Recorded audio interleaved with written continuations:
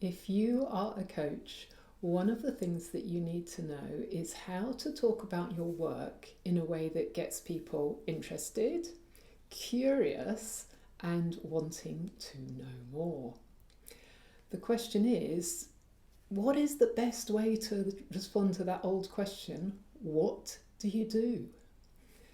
We get asked it so many times, don't we? Networking, all different kind of events, people say, oh, so what do you do?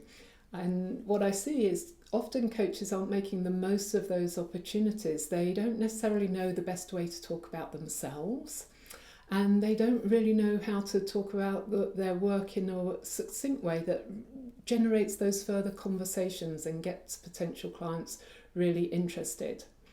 So over the years, I'm Lisa Farr, by the way, and I work specifically with coaches on their marketing. And over the years, I've developed this formula, which is what I wanted to share with you in this video, because I see the formula working really well to make the most of these opportunities. It's almost like this is a key marketing opportunity. When somebody asks you, what do you do? How to respond to that question in a way that can actually lead directly to getting more clients just through conversations. It's a really nice, easy way to market yourself, but there is some preparation involved in terms of knowing how best to do that.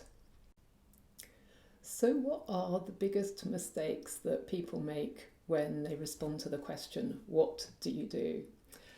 I would say the biggest mistake I see coaches making when they're asked that question is they don't have a plan for what to say. Ideally, you need just maybe 2 messages that get people really interested and curious. Often what I see with coaches, if they don't have a plan, they speak too much. It's like they have too much to say, and it can go into a long monologue, which isn't terribly engaging. So as I speak through these mistakes, just see if any of them apply to you, whether any of these resonate with you. So that's probably the biggest mistake. So the second mistake that I see people making when they're asked, what do you do, is to say, I'm a coach. And that might seem like a natural response, but there are so many coaches out there, aren't there? And you've just lost the opportunity to demonstrate your credibility and your experience. And I think what can be even worse is if you say that you're a coach and then you try to explain coaching. I mean, that is so hard, isn't it, to explain coaching? It is so many different things to so many different types of people that really you're onto a loser as soon as you start that kind of conversation. So that is a mistake in my opinion there. Now, mistake number 3 that I see people making when asked, what do you do, is to talk about yourself. Now, that might be surprising, again, because it would seem quite normal to talk about yourself.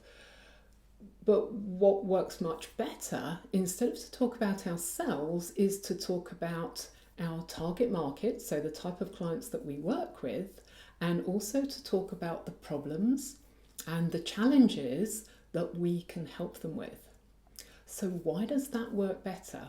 It works better because if you're speaking with somebody and you begin to talk about a problem or a challenge that they are currently experiencing, they will resonate with you so much more quickly.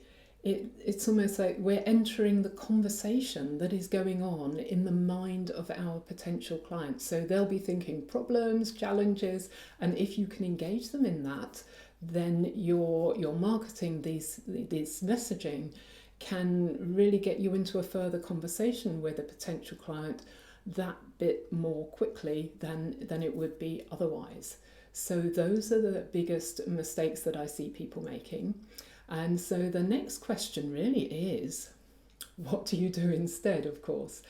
This is where I'm going to share with you this formula, which I see it just works really well. And it's quite short. I think that's what's nice about it. It's quite short and simple. And I'm also going to give you some examples as we go through, because I think the examples will make it much easier for you to be able to replicate this and do it for yourself. All right, so here we go. So The formula is I work with, and then you have your target market, and then you have the word who, and then you start talking about the problem or the challenge.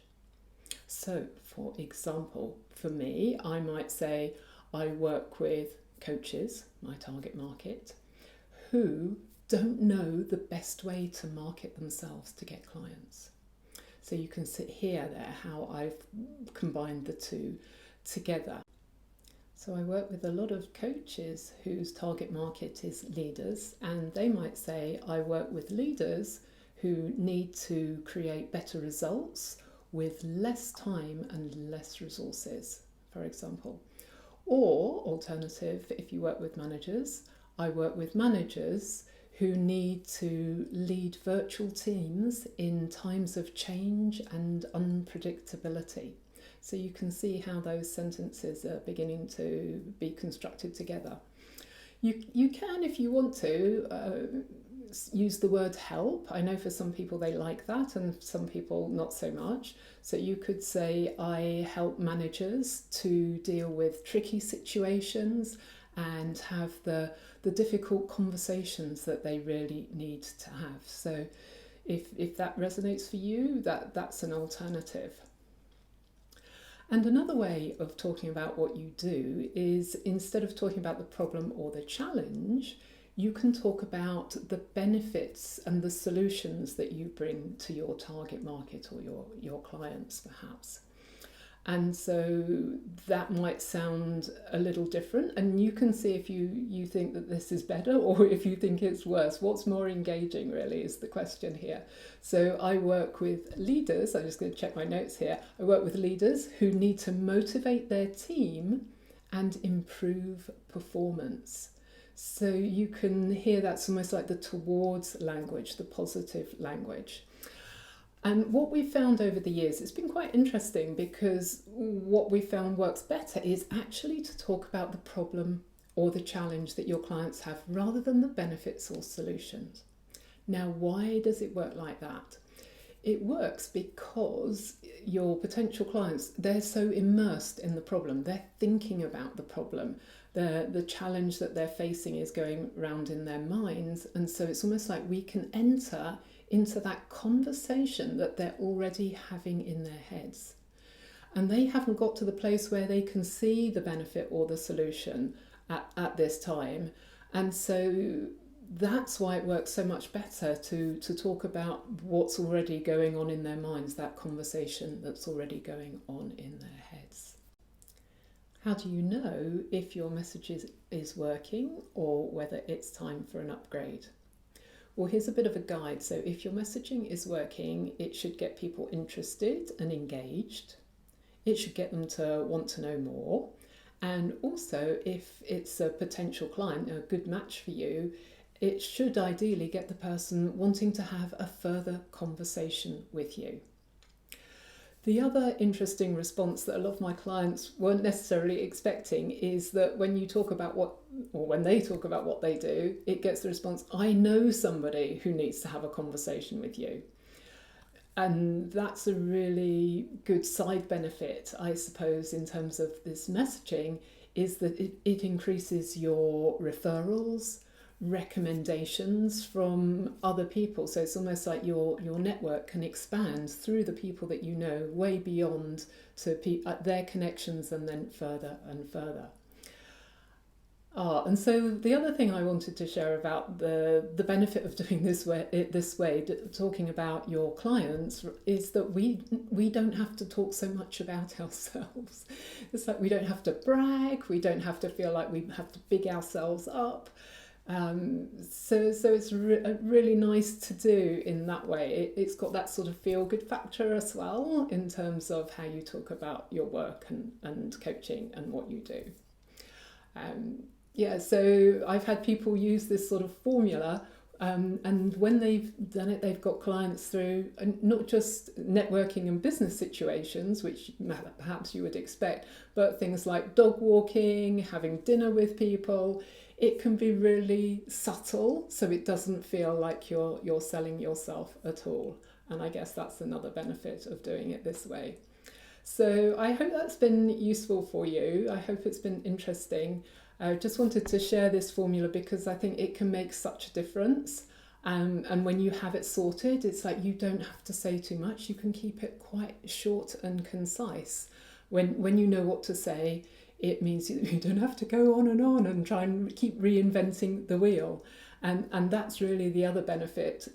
It's worth getting it right, I suppose. That's the other thing to say. It's worth spending some time to get this right, because once you've got it, you can use it time and time again. It's almost like what I would call rinse and repeat marketing. So you can use the same thing time and time again, because once you get it working, it works again and again and again.